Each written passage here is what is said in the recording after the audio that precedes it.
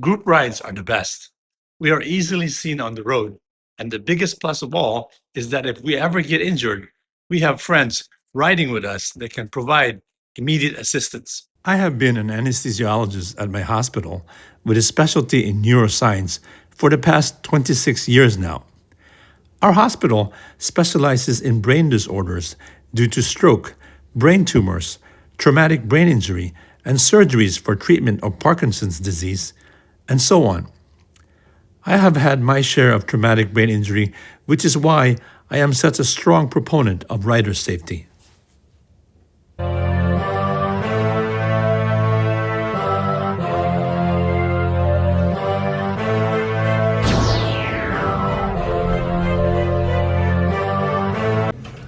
Hi, I have Dr. Stephen Bloomfield here. He's a neurosurgeon, and I'm going to ask him some questions about some traumatic brain injury. So, Dr. Bloomfield, thanks for doing this for me. I'm sure. What kind of fall would cause the most brain injury, do you think? Well, it doesn't take much of a fall to cause a brain injury if the head is struck on a hard object, such as a floor or ground. So falling from standing height can be enough to have a catastrophic injury. Obviously, Zoe or one other. Excuse me. A few moments later. Okay, so any kind of fall could cause a very bad brain injury. One thing of importance is how the head will land with any kind of an accident. So you could fall from standing, and if your head strikes a hard surface like a sidewalk or a hard floor, it can cause a tremendous problem. Interestingly, in terms of losing consciousness, a kind of fall that causes a twisting motion of the head, like if you get a blow to the side of the jaw in a punch that causes your head to twist, it will have the lowest threshold of force needed to cause a concussion and you lose consciousness. But the typical fall that most people have is falling backwards, hitting the back of their head, which causes very severe damage because the brain bounces back and forth in front and then behind, and it causes damage mostly to the frontal lobes and the temporal lobes from a blow to the back of the head. And so no fall is equal to any other fall, and every individual is a different person, but falls are dangerous. Wow. So why does the mental status change after a serious fall?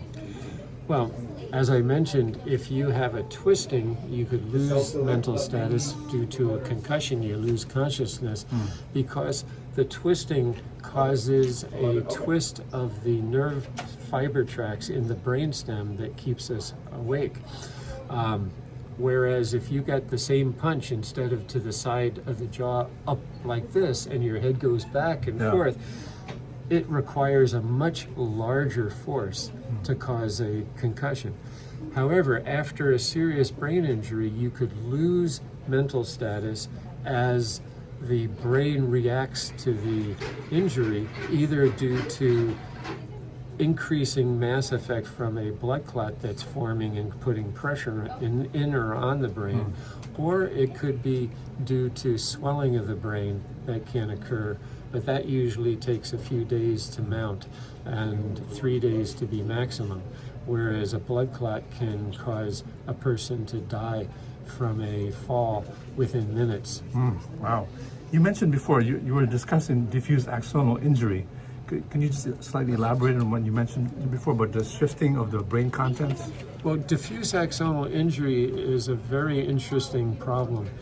When we get a CAT scan on a patient, many times we don't find any hemorrhages or bruising of the brain or fractures of the bones, but the patient is still in a coma, and we don't know fully why until we get an MRI scan. And the MRI scan will show evidence of swelling along the fiber tracts that have been ripped. So diffuse axonal injury is the axons that communicate from the cell body of the nerve all the way out to where it communicates to other nerves. And that cable is very important. If you cut the cable, you lose that communication, and the person, if they have enough cables cut because of diffuse axonal injuries in different parts of the brain, they may go into a coma and never wake up. Wow. So my next question I was going to ask, if the brain injury is really serious, how long do you think, after several months or so, can you deem that this is the most that the brain has healed? That's a controversial topic because there are conspiracy theories and some true stories about how people could wake up from a coma 10, 20 years later, but they never wake up normal.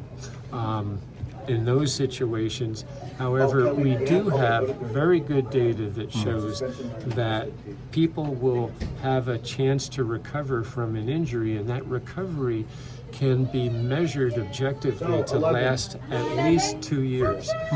Most of the recovery, however, occurs within the first 3 months. So 80% of recovery will be the first 3 months, and then the rest of the 20% of recovery will be over the next year and 3/4.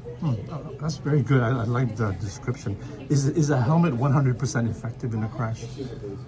Never 100% effective, but certainly very effective for most crashes, especially for people on bicycles and on motorcycles, because they're the ones that are in accidents going to be projectiles themselves going in the air and landing somewhere. And unfortunately, our heads are very heavy, and so if our bodies are going through the air, we tend to land on our heads, causing potential problems. So any protection to your head will mitigate and reduce the risks of damage to the brain, enhancing your ability to tolerate that injury, and if you have bad injuries, enhancing your ability to recover from those injuries. They have helmets now that's called MIPS, multi-impact point protection, that decreases the rotational injury as well as the translational injury. Do you think that has any merit?